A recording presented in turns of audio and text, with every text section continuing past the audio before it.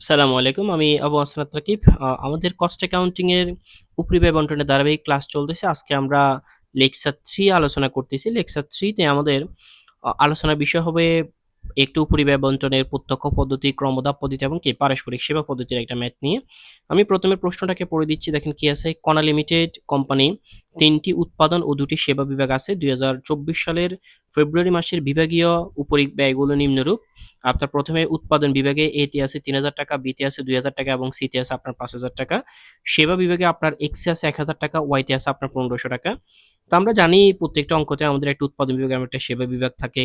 উৎপাদন বিভাগের এই টাকাটা আপনি মানে সেবা বিভাগের এই টাকাটা আপনি উৎপাদন বিভাগে কিভাবে বন্টন করবে তার জন্য একটা পার্সেন্ট 100% প্রশ্নে থাকবে। এখন আপনাকে এখানে পদ্ধতি বলছে কি দেখেন, প্রত্যক্ষ পদ্ধতি, ক্রমধাপ পদ্ধতি মানে ডিরেক্ট মেথড, ইনডিরেক্ট মেথড এবং হচ্ছে পারস্পরিক সেবা পদ্ধতি চাইছে। আরেকটা পদ্ধতি আছে সেটা হচ্ছে সিমুলেশন মেথড পদ্ধতি অথবা হচ্ছে সমীকরণ পদ্ধতি। আমরা এখানে ৩টা মেথড এখন শিখে ফেলবো। তো দেখেন আমি এই ৩টা মেথডের আনসারটা আপনাদেরকে করে দিচ্ছি এবার। আসেন প্রথমে আমরা ক্রমধাপ পদ্ধতিতে কিভাবে ভাগ করবো আমরা এই জিনিসটা দেখব। তো আমাদের বিবরণ দিয়ে উৎপাদন বিভাগ এবং সেবা বিভাগের জন্য গড় হবে। উৎপাদন বিভাগে আমাদের ৩টা বিভাগ এবং সেবা বিভাগে আমাদের ২টা বিভাগ আছে। প্রথমে আমরা বরাবর মতো লিখবো যে প্রদত্ত বিভাগীয় খরচ ৩,০০০, ২,০০০, ৫,০০০ আর সেবা বিভাগের ১,০০০ এবং ১৫০০ টাকা। যেহেতু এটা প্রত্যক্ষ পদ্ধতির সিস্টেম হচ্ছে আপনার এক্স এর টাকা কখনো ওয়াইতে যাবে না, ওয়াই টাকা কখনো এক্স এ যাবে না। যেটা আমরা পারস্পরিক সেবা বা রিপিটেড মেথড পদ্ধতিতে দেখছি যে এক্স এর টাকা ওয়াইতে গেছে, ওয়াই টাকা এক্স এ গেছে, কিন্তু আপনার যদি প্রত্যক্ষ বা ডিরেক্ট মেথড হয় তখন হচ্ছে একটা সেবা বিভাগের টাকা আরেকটা সেবা বিভাগে যাবে না। সহজ কথা হচ্ছে আপনি এই ১,০০০ টাকা এই উৎপাদন বিভাগে ভাগ করে দিতে হবে। এখন কিভাবে ভাগ করবেন, এই যে অনুপাতে ৪-৩ মানে ২-৪-৩ এটা কিভাবে বের হয়েছে, এটা হচ্ছে পার্সেন্ট থেকে। আপনাকে আপনি এই যে যখন প্রশ্নটা পড়ছিলাম তখন প্রশ্নতে এই যে এক্স এর টাকা কিভাবে ভাগ হবে ওইখানে যে পার্সেন্ট ছিল এই পার্সেন্টটা, এখন ওইখানে কিন্তু এক্স এর টাকা ওয়াইতেও গিয়েছিল, তবে আপনি যখন প্রত্যক্ষ পদ্ধতিতে করবেন তখন আপনি এক্স এর টাকা ওয়াইতে নেওয়ার জন্য যে পার্সেন্ট আছে ওইটা কিন্তু কাজ করতে পারবেন না।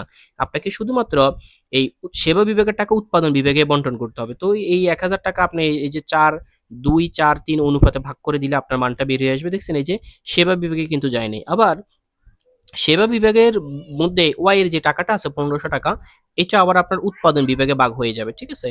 তো উৎপাদন বিভাগে কিভাবে ভাগ করবেন? ওই যে ৩-২ তারপর হচ্ছে ৩ এই অনুপাতটা ওইখানে আছে।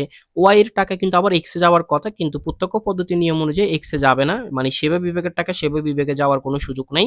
সেটা একদম সরাসরি উৎপাদন বিভাগে বন্টন হয়ে যাবে। তো এই ১৫০০ টাকা আপনি যে এই অনুপাতে ভাগ করে দিলে আপনার কে টাকাটা চলে যাবে, আপনি মোট উপরিব্যয়টা বের করে ফেলবেন। ২ নাম্বার রিকোয়ারমেন্ট আমাদেরকে চাইছিল যে ক্রমধাপ পদ্ধতি। ক্রমধাপ পদ্ধতি মানে যেটাকে আমরা ইনডিরেক্ট মেথড সাধারণত বলে থাকি। এখানে বরাবর মতো সেম ঘর, উৎপাদন বিভাগের জন্য ৩টা, সেবা বিভাগের জন্য ২টা ঘর। ক্রমধাপ পদ্ধতি নিয়মটা বুঝে নেন। প্রদত্ত বিভাগীয় খরচটা দেওয়াই আছে। ক্রমধাপ পদ্ধতি সিস্টেমটা হচ্ছে পেছন থেকে শুরু হবে। মানে যেমন মানে অন্য সব অঙ্কতে আমরা প্রথমে এক্স পরে ওয়াই দিই, কিন্তু ক্রমধাপী সিস্টেম হচ্ছে প্রথমে ওয়াই হবে। দেখছেন প্রথমে ওয়াই পরে এক্স, আর ওয়াই এর টাকা এক্স এ যাবে কিন্তু এক্স এর টাকা ওয়াইতে যাবে না, এটা মনে রাখবেন। ক্রমধাপ পদ্ধতির নিয়মটা হচ্ছে প্রথমে আপনাকে ওয়াই দিয়ে শুরু করতে হবে, যে প্রথমে ওয়াই, ওয়াই এর দেখেন ৩টা অনুপাত ৩-২-৩-২। ঠিক আছে, এই যে এই ৩টা মানে সহজ কথা হচ্ছে ওয়াই এর যে ১৫০০ টাকা আছে এই ১৫০০ টাকার একটা অংশ আপনাকে এক্স এ নিতে হবে। ঠিক আছে, এই ১৫০০ টাকার একটা অংশ আপনাকে এক্স এ নিতে হবে, এটা পদ্ধতির কারণে চেঞ্জ হয়েছে। তো আপনার ১,০০০ এর সাথে আপনি ৩০০ যোগ করলে ১৩০০, এই ১৩০০ টাকা আপনি কিন্তু ওয়াইতে নিতে পারবেন না। আপনি যদি ওয়াইতে নিয়ে যান তাহলে সেটা আবার কি রিপিটেড মেথডে হয়ে যাবে। কিন্তু ক্রমধাপ পদ্ধতি হচ্ছে ওয়াই টাকা এক্স এ আসবে, এই এক্স এর টোটাল যে যোগফলটা আছে ১,০০০ ৩০০ ১৩০০, এটা আপনি শুধু উৎপাদন বিভাগেই বন্টন করে দিবেন, এটা আপনি সেবা বিভাগে ওয়াইতে আনতে পারবেন না।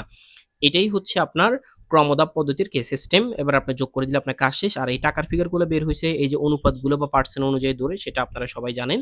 আর পরের যে পদ্ধতিটা সেটা আমি আসলে খুব একটা কিছু বলতেছি না। ৩ নাম্বার যে পদ্ধতিটা আছে যে চূড়ান্ত বন্টন সারণী বা পারস্পরিক সেবা পদ্ধতি, এটা আপনারা জানেন। এই যে পারস্পরিক সেবা পদ্ধতি নিয়ে আমরা এর আগে ২টা লেকচার করছি, এটা আপনারা জানেন যে এটা কিভাবে করছে, যে উত্তরটা আমি এখানে দিয়ে দিচ্ছি। আর আমাদের এই অঙ্কগুলো আমাদের পিডিএফ করা থাকবে, অবশ্যই আপনারা পিডিএফ দেখে অঙ্কগুলোকে সমাধান করতে পারবেন। আমি আরেকটা লেকচার করে দিচ্ছি যাতে করে আপনাদের বুঝতে আরো বেশি সুবিধা হয়ে যায়।